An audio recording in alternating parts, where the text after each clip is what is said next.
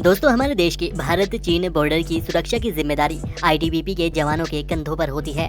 वे 18,000 feet तक की ऊंचाइयों पर रहते हुए देश की सुरक्षा करते हैं। तो आज की इस वीडियो में हम आईटीबीपी के बारे में ही बात करेंगे और जानेंगे कि आईटीबीपी में ज्वाइन कैसे हुआ जाता है, इसकी प्रक्रिया क्या होती है, फिजिकल कैसे होता है, मेडिकल में क्या क्या होता है, इसका सिलेबस क्या होता है, आदि सभी के बारे में विस्तार से बात करेंगे। आईटीबीपी का पूरा नाम इंडो तिब्बतन बॉर्डर पुलिस होता है, जो कि लद्दाख से लेकर अरुणाचल प्रदेश तक 3,488 किलोमीटर लंबी भारत चीन सीमा की सुरक्षा के लिए हर वक्त तैनात रहती है। यह भारत की इंटेलिजेंस ब्यूरो के साथ मिलकर काम करती है। चीन में होने वाली एक्टिविटी पर नजर रखना, वहां से प्राप्त खुफिया जानकारी को आईबी के साथ शेयर करना, वहां से आने वाले घुसपैठियों को रोकना, इसके साथ ही हिमालयन क्षेत्र में प्राकृतिक आपदा आने पर राहत और बचावकर्ता के रूप में कार्य करना आदि इस तरह के कार्य आईटीबीपी को करने होते हैं। तो दोस्तों, आप आईटीबीपी में हेड कांस्टेबल के पद पर सीधे ज्वाइन हो सकते हैं। इसके लिए डायरेक्ट भर्ती निकलती है और इस पद पर 30,000 से 40,000 रुपए प्रति माह के लगभग वेतन मिलता है। तो इसके लिए कैंडिडेट का किसी भी मान्यता प्राप्त विश्वविद्यालय से सिर्फ 12th पास होना जरूरी होता है और कैंडिडेट की आयु सीमा 18 से 25 साल के बीच में होनी चाहिए, जिसमें ओबीसी वालों को 3 साल की छूट दी जाती है, जिसके अनुसार ओबीसी वालों की आयु सीमा 18 से 28 साल के बीच में होनी चाहिए और SC/ST वालों को 5 साल की छूट दी जाती है, जिसके अनुसार SC/ST वालों की आयु सीमा 18 से 30 साल के बीच में होनी चाहिए।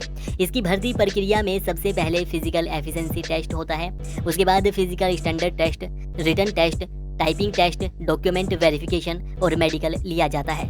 तो फिजिकल एफिशिएंसी टेस्ट में दौड़ पुरुषों को 7 मिनट 30 सेकंड में 1600 मीटर और महिलाओं को 4 मिनट 45 सेकंड में 800 मीटर की लगानी होती है। इसके साथ ही लॉन्ग जंप में पुरुषों को 11 फीट और महिलाओं को 9 फीट की छलांग लगानी होती है, जिसमें 3-3 चांस दिए जाते हैं। और हाई जंप में पुरुषों को 3.5 फीट और महिलाओं को 3 फीट तक की कूद लगानी होती है, इसमें भी 3-3 चांस दिए जाते हैं। जिसके बाद फिजिकल स्टैंडर्ड टेस्ट में हाइट पुरुष जनरल ओबीसी वालों के लिए 165 सेंटीमीटर और महिला जनरल ओबीसी वालों के लिए 157 सेंटीमीटर होनी चाहिए और पुरुष SC/ST वालों के लिए 160 सेंटीमीटर और महिला SC/ST वालों के लिए 152 सेंटीमीटर होनी चाहिए। गढ़वाली, गोरखा, डोगरास, कुमानी आदि जातियों के लिए पुरुष कैंडिडेट की हाइट 163 सेंटीमीटर और महिला कैंडिडेट की 155 सेंटीमीटर होनी चाहिए।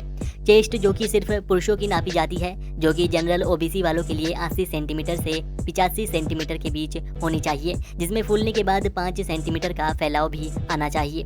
SC/ST वालों के लिए 76 से 81 सेंटीमीटर के बीच होनी चाहिए, इसमें भी 5 सेंटीमीटर का फैलाव आना चाहिए। यही गढ़वाली, गोरखा, डोगरास, कुमानी आदि जातियों के लिए 78 से 83 सेंटीमीटर के बीच होनी चाहिए, जिसमें फूलने के बाद 5 सेंटीमीटर का फैलाव आना चाहिए।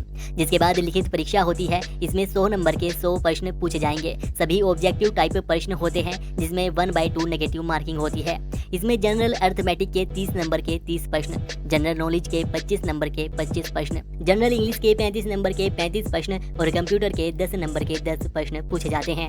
तो जनरल अर्थमेटिक के सिलेबस में simplification, decimal, fraction, LCM, HCF, ratio and proportion, percentage, average, profit and loss, discount, simple and compound interest, mensuration, time and work, table and graphs आदि टॉपिक से संबंधित प्रश्न पूछे जाते हैं। जिसके बाद जनरल नॉलेज के सिलेबस में invention in the world, sports, basic computer, Indian history, Indian economy, Indian parliament, Indian politics, famous days and dates, famous books and authors, botany, chemistry, geography, physics, geology, environment, Indian culture आदि विषयों से प्रश्न पूछे जाते हैं। General English के syllabus में sentence rearrangement, tense, articles, fill in the blanks, compensation, unseen passage, synonyms, verb, error correction, antonyms, subject verb agreement, vocabulary, adverb, grammar, idioms and preps आदि विषयों से प्रश्न पूछे जाते हैं। जिसके बाद कंप्यूटर में basics of computer, internet uses, website surfing, MS office, typing, history of computer, uses of computer, computer tools आदि विषयों से प्रश्न पूछे जाते हैं।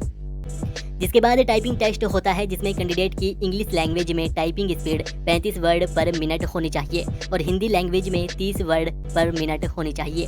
फिर इन टेस्ट को कंप्लीट करने के बाद मेरिट लिस्ट बनती है, जिसके आधार पर कैंडिडेट को सिलेक्ट किया जाता है और फिर सिलेक्टेड कैंडिडेट को डॉक्यूमेंट वेरिफिकेशन के लिए बुलाया जाता है, जिसमें कैंडिडेट को 10th की मार्कशीट, जाति प्रमाण पत्र, स्थायी निवास प्रमाण पत्र, चरित्र प्रमाण पत्र, आधार कार्ड और 4 फोटो आदि डॉक्यूमेंट लेकर जाने होते हैं। जिसके बाद फिर कैंडिडेट को मेडिकल के लिए बुलाया जाता है। मेडिकल टेस्ट में कैंडिडेट की आंखों की दृष्टि 6/6 होनी चाहिए। जिसके बाद कलर ब्लाइंडनेस टेस्ट होता है, जिसमें कैंडिडेट को इस तरह का पेपर दिखाया जाता है जिसमें अलग अलग रंग दिखाई देंगे, उनमें से रंगों को पहचानना होता है। इसके बाद ईयर टेस्ट में कैंडिडेट की कान बहने की, कान में मैल या कम सुनाई देने की समस्या नहीं होनी चाहिए। उसके बाद नोक नी टेस्ट होता है, जिसमें आपके घुटने इससे बिल्कुल नॉर्मल होने चाहिए। उनके बीच में ना तो ज़्यादा गैप होना चाहिए और ना ही चलते समय में आपस में मिलने चाहिए।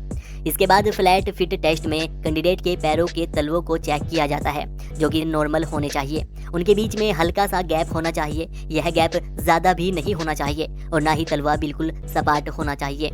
इसके साथ ही ब्लड टेस्ट भी होता है, जिसमें चेक किया जाता है कि कैंडिडेट को शुगर वगैरह की कोई बीमारी तो नहीं है या कैंडिडेट ड्रग्स वगैरह का नशा तो नहीं करता आदि। इस तरह से मेडिकल टेस्ट लिया जाता है।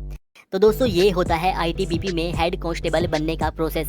और दोस्तों आईटीबीपी की लेटेस्ट भर्ती के बारे में जानने के लिए आप इनकी ऑफिशियल वेबसाइट itbppolice.nic.in पर जाकर देख सकते हैं, जहां पर आपको सभी जानकारी मिल जाएगी। और दोस्तों आईटीबीपी से संबंधित अगर आपका कोई भी सवाल है तो आप हमें बेझिझक नीचे कमेंट करके पूछ सकते हैं। हम आपके लिए उस टॉपिक पर वीडियो बना देंगे, वरना कमेंट में ही आपकी रिप्लाई कर देंगे। इस वीडियो को लाइक और शेयर कीजिए और ऐसी ही और वीडियोज़ के लिए चैनल को सब्सक्राइब करके बेल आइकन